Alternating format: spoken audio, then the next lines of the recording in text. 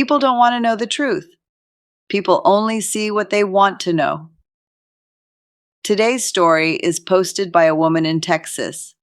This happened in the 1980s, back when the world still hummed with analog ghosts. My parents had just divorced. I was 13, and the house felt like a hollow shell. My mother worked nights at the diner. I didn't talk much. I didn't eat much. I didn't feel much. But I listened. The radio became my only companion. I'd fall asleep each night with it whispering beside me, AM stations fading in and out like dreams.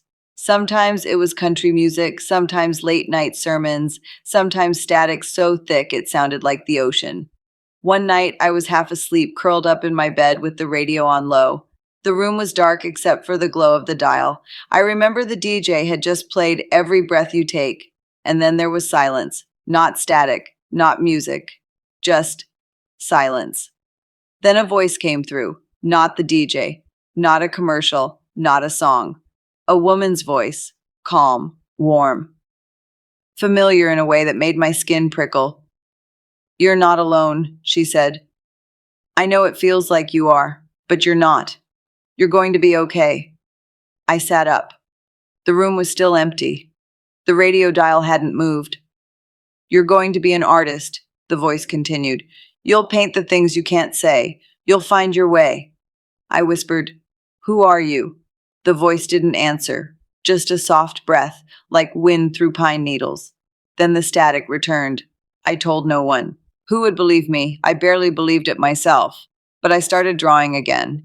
First in secret, then in sketchbooks I kept under my bed.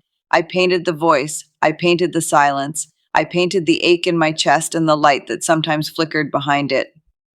Years passed. I moved to Austin. I got a job at a gallery. I sold my first piece when I was 25.